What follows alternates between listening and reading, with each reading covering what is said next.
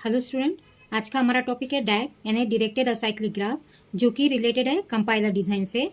बहुत ही simple and easy topic है और आपके एग्जाम के अकॉर्डिंग इम्पोर्टेंट भी है। ठीक है, तो यहाँ पे क्या होता है कि आपको एक्सप्रेशन दिया जाता है और उसकी डैग यानी डायरेक्टेड असाइक्लिक ग्राफ की डायग्राम आपको ड्रॉ करनी पड़ती है और उसके बाद आपको instruction sequence of instruction find out करना पड़ता है। ठीक है, अब सीक्वेंस ऑफ इंस्ट्रक्शन के लिए आपको बॉडमोस रूल अप्लाई करना पड़ता है।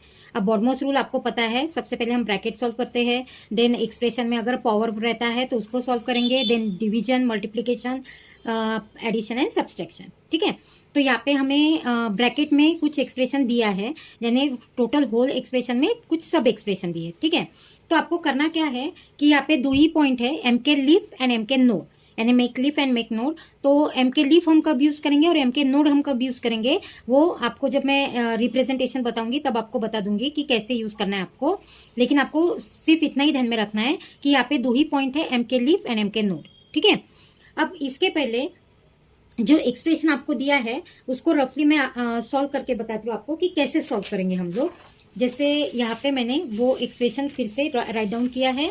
अब इसको क्या करना है आपको कि जो आईडी है, आईडी यानी अल्फ़ाबेट जो है आपके, तो उसको हम नंबरिंग देंगे। ठीक है, अब हमें बॉडमोस रूल अप्लाई करना है, तो आपको पता है, मैंने पहले ही बताया आपको कि ब्रैकेट हम सॉल्व करेंगे, तो कोई भी ब्रैकेट आप सॉल्व कर सकते हो। तो मैं यहाँ से स्टार्ट करती हूँ। ठीक है, अगर यहाँ से भी स्टार्ट करते हो आप तो चलता है, यहाँ पे भी करते हो तो ठीक है। और इसको अगर आप बुक्स रेफर करोगे तो हर एक बुक में इसका जो रेफरेंस है या इसको जो सॉल्व करने की टेक्निक है वो अलग अलग दी है। ठीक है, आप अपने हिसाब से इसको सॉल्व कर सकते हो, लेकिन उसके लिए आपको पहले समझ में आना चाहिए कि करना क्या है। ठीक है, तो अभी मैं यहाँ से स्टार्ट कर रही हूँ, तो इसको मैं नंबर दूंगी 1, देन इसको दूंगी 2, 3, 4, 5, 6 एंड 7। ठीक है, हम इसको यानी I1, I2, I3 ऐसे बोलेंगे सॉल्व करते समय, लेकिन मैंने अभी सिर्फ जस्ट नंबरिंग दिए हैं। अब हमें करना क्या है, तो हम इसको सॉल्व करते जाएंगे। तो सबसे पहले तो ये ब्रैकेट सॉल्व करेंगे हम। ठीक है, तो क्या करेंगे, हम इसके एडिशन करेंगे। तो इसके एडिशन करते समय इसको नंबरिंग आएगा 8, जो भी आंसरिंग आएगा उसको नंबर देंगे हम लोग 8। देन 5 और 8 के एडिशन करेंगे तो उसको नंबरिंग देंगे हम 9। देन 4 और 9 के एडिशन करेंगे तो उसको नंबरिंग देंगे हम 10। देन 3 एंड 10 की एडिशन करेंगे हम तो इसको नंबरिंग देंगे हम 11। बराबर है। देन उसके बाद 2 एंड 11 की एडिशन करेंगे तो उसको नंबर देंगे हम 12। देन उसके बाद 1 एंड 12 की एडिशन करेंगे तो उसको नंबरिंग देंगे हम 13। ठीक है, इस वाले ए और इस वाले ए को हमने नंबरिंग नहीं दिए है, तो हमारे पास 13 आ चुका था, तो हम इसको नंबर देंगे 14 और इसको नंबर देंगे 15। ठीक है, देन उसके बाद 14 और 15 की एडिशन करेंगे जिसको नंबरिंग आएगा 16, और लास्ट में हम 16 और 13 की एडिशन करेंगे तो उसको नंबरिंग देंगे हम 17। ठीक है, तो इस तरीके से आपको सॉल्व करते जाना है। ठीक है, तो ये नंबरिंग आपको ध्यान में रखना है। नंबरिंग देते समय हम ब्रैकेट के यानी बॉडमोस रूल के हिसाब से जाएंगे, तो ब्रैकेट वाले जो अल्फाबेट्स है उसको हम पहले नंबरिंग देंगे। ठीक है, अब आपको मैंने एक पॉइंट बताया था कि आपको यहाँ पे M K leaf and M K node use करना है। बराबर है, दो ही पॉइंट है यहाँ पे, M K leaf and M K node. बराबर है, तो एम के लीफ हम कब यूज करेंगे, तो जब आईडी यानी वेरिएबल आएंगे, अल्फाबेट आएंगे, कुछ भी बोल सकते हो आप। जैसे यहाँ पे ए दिया है तो कुछ भी हो सकता है, ए बी सी जो भी है, यहाँ पे तो यही है तो ए, इसको ए से ही कंसिडर करेंगे हम, तो तब हम यूज करेंगे एम के लीफ। एंड अगर आपके ऑपरेटर आते हैं जैसे प्लस माइनस मल्टीप्लीकेशन जो भी है, तो तब हम यूज करेंगे एम के नोड। ठीक है, तो ये दो पॉइंट आपको ध्यान में रखने हैं। और हमारी कितने स्टेप आनी चाहिए, 17। बराबर है, तो अभी इसको सॉल्व कर लेते हैं हम इस एग्जाम्पल को। तो अभी यहाँ पे नंबरिंग देती हूँ मैं 1। ठीक है, अब पहले तो मैंने आपको पहले बताया कि ब्रैकेट वाले को हमें नंबरिंग देने हैं 1 2 3 4 5 6 7। ठीक है, यहाँ पे नंबरिंग लिखती हूँ मैं 1 2 3 4 5 6 7। ठीक है, तो अभी हम इसको लिख लेते हैं। तो यहाँ पे लिखती हूँ मैं P1 colon equal to M K leaf, और लिखते समय आपको लिखना ID A यानी आइडेंटिफायर क्या है आपका A। ठीक है, then step 2 P1 colon equal to again M K leaf, then ID A। बराबर है, ए है, बी नहीं है यहाँ पे, A। ठीक है, और सेमीकोलन देते जाना है आपको हर एक स्टेटमेंट के बाद।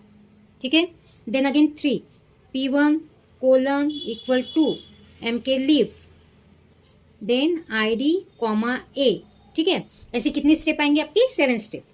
ठीक है, तो 7 स्टेप में यहाँ पे लिख लेती हूँ।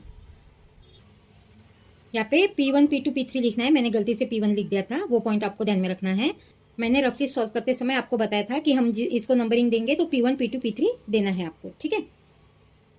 अभी यहाँ तक 7 तक मैंने यानी P7 तक मैंने स्टेप लिख ली है, ठीक है। अभी क्या करना है, हमें एडिशन करनी है।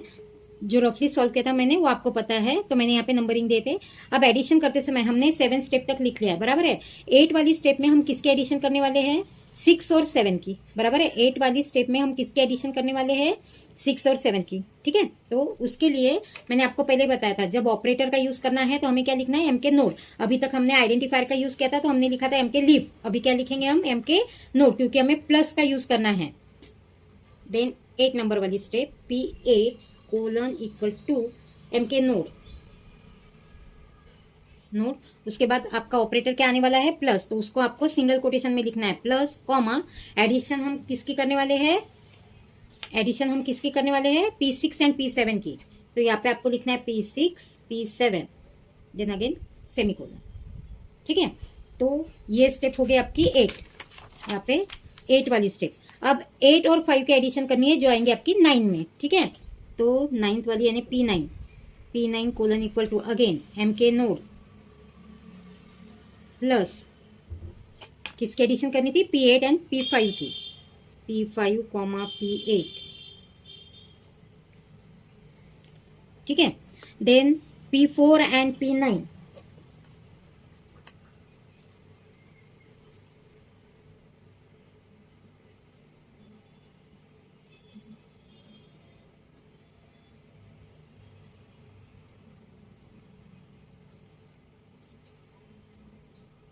Then P11।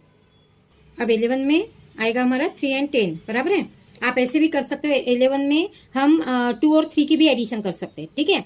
2 एंड 3 उसको 11 नंबर देंगे, 11 और 1 को नंबर देंगे 12, देन 12 और 10 उसका नंबरिंग आएगा 13, ठीक है। ऐसे भी हो सकता है, आप आपके हिसाब से कैसे भी सॉल्व कर सकते हो इसको, ठीक है। मैं नंबर देने वाली हूँ P11 में 10 और 3 के एडिशन में, ठीक है।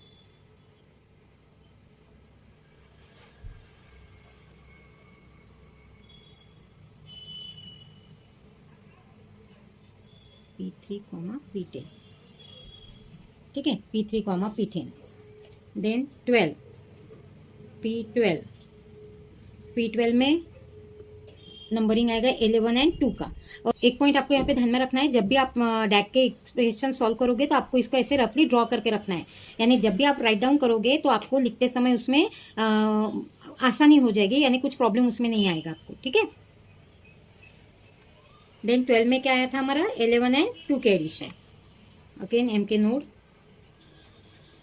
Plus P2 P11,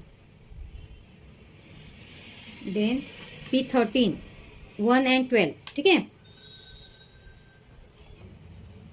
M K node P1 and P12, ठीक है। अब क्या करना है हमें, ये दो ए जो हमारे बचे थे इसको नंबरिंग देने हैं, तो अगेन हम क्या लिखेंगे, एम के लीफ, ठीक है। Then 14 P14 colon equal to M K leaf ID comma A, और 15 में यानी अगेन P15 में क्या आएगा आपका, M K leaf ID comma ए, ठीक है। ये हो गया आपका 14 एंड 15। अब 14 और 15 की एडिशन आपको करनी है 16 में, P16 again M K node plus P14 P15, ठीक है, P14 P15, ठीक है। ये हो गया आपका P16। अब P16 एंड 13 उसका नंबरिंग आपको देना है 17 में, P17 में अगेन आपका आएगा एम के नोड और एडिशन करनी है आपको 16 एंड 13 की, तो प्लस P13 P16, ठीक है। तो इस तरीके से आपको ये जो सीक्वेंस ऑफ इंस्ट्रक्शन है तो उसको सॉल्व कर लेना है। बहुत ही सिंपल टॉपिक है, इजीली आप इसको सॉल्व कर सकते हो, ठीक है। सिर्फ 2 पॉइंट ध्यान में रखना है, M K leaf and M K node, और बॉडमॉस रूल के अकॉर्डिंग आपको इसको सॉल्व करना है। अब इसके बाद हमें इसको इसका डैग रिप्रेजेंटेशन हमें सॉल्व करना है, ठीक है।